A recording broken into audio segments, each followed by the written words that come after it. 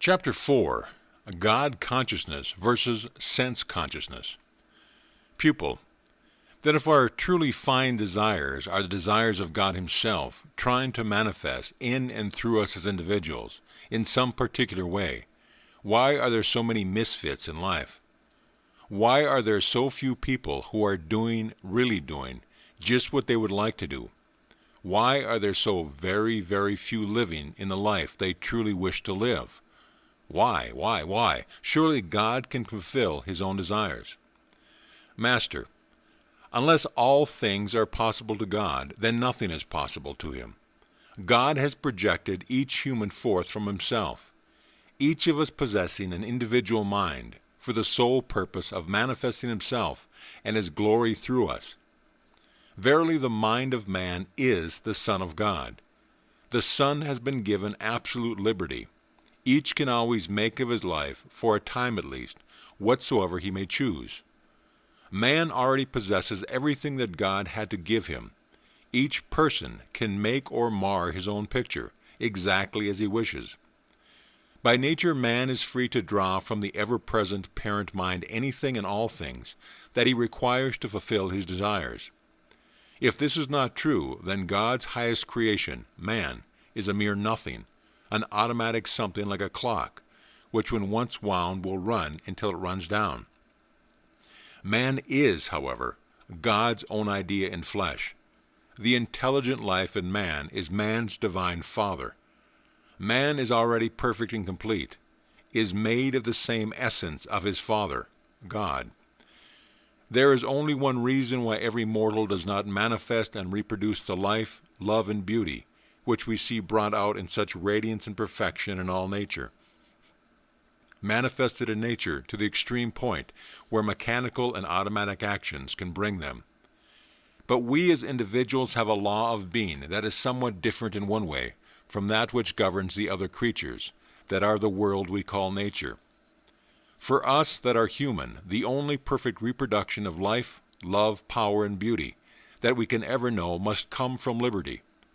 That is to say, we have freedom of choice that is commensurate with that of the originating life spirit itself. In other words, we as individuals have the liberty of accepting or rejecting either good or evil, exactly as we may choose them, and the choice that we make results from the state of our consciousness. If we are God-conscious, we are God's. But if we are sense-conscious only, then we are creatures of darkness, of illness, of poverty, of loneliness, and all other things that are undesirable.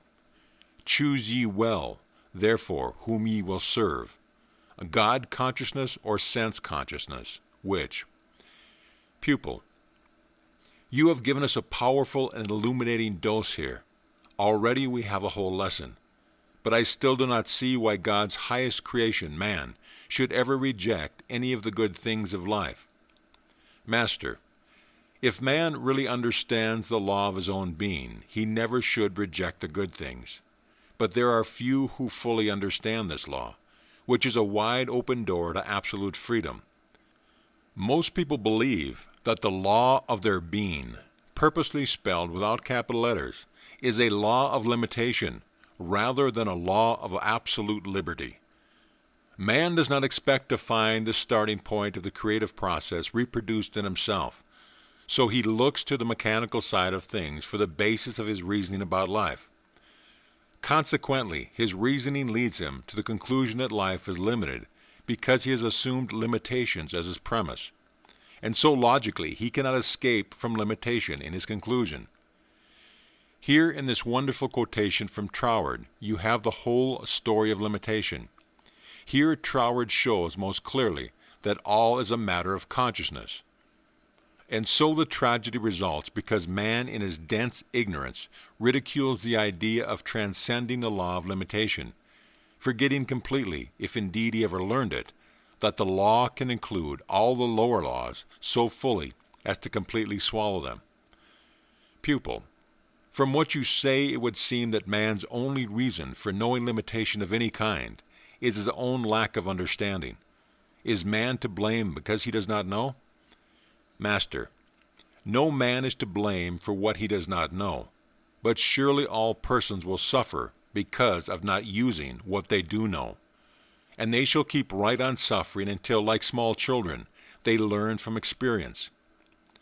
Pupil, it seems strange, to say the least, that each of us must learn to find his own fuller life in his own way. Why did not God compel his idea, man, to understand from birth that life is joy, and joy is freedom, etc.? Master, please think for just a minute. Would there be any freedom, any liberty in that kind of person? Such an individual should be a mere automation with no sense of liberty at all. God forbid that any of us, his children, become robots. Pupil, it seems to me that most people feel life is entirely made up of constant round of prosaic and homely activities which we are obliged to follow. To the shop or office we go. We toil and slave and go home again, all worn out and cranky. We sleep maybe, then arise to repeat it all again for years, until in God's mercy we die. There can be no real joy in that kind of life, but to most of mankind that is all. Still, this is not all, is it? Master, indeed, that is not all, not even for the darkest and most limited of people. However dark, spiritually and materially, a person may be, deep down in his soul there is a conviction that life holds his desires fulfilled somehow, somewhere, sometime. He feels also that if he only knew how he could find a way. Some feel the real joy of liberty can come only after putting off the body at death. This is not the case. However, everything that life, God has to give, is here in our midst and right now. As we humans advance in knowledge, either from study or experience, or both, we overcome one law of limitation after another, by finding the higher and greater law, of which all lower laws are but partial expression. At length we see clearly before us, as our ultimate goal, this truth. Nothing less than the perfect law of liberty, not liberty without law, which is anarchy, but liberty according to law. When man learns the law of his own being, he will specialize it in all his ways and will have found his true place. Thus will he bring into form all the desires of his heart. Then will he know the real art of living. Pupil, can anyone who will learn from life, either by study or experience, that the creative energy, with all that it has to give, is an ever-present, responsive quality of life? Then can one really materialize, really bring into outward form, his most secret and sacred desires? That would be the art of living, sure enough. Master, the law of life is changeless forever. It is always calling to you in these words or in ones like them. Come unto me, learn about me. Through me all things are possible unto you because we, you and I, are eternally one. I am life, I am creative. I am always responsive to the thoughts and emotions with which I am pressed by you. I am mind. The law of mind is my law. Because this is true, it is truth also that, as you think in your heart, so are you. Thinking gives form to the unformed life. Pupil, this is splendid, but again it is getting heavy. May we have another personal illustration of the adaptation of this principle to everyday life as people live it. This will help, I am sure. Master, all right, I am always happy to comply with such requests if they will really help you. I once knew a dentist, a very fine dentist and a good man. He confided to me one day that music was his very life, and not prosaic dentistry. He said that he was weary of being down in the mouth all the time.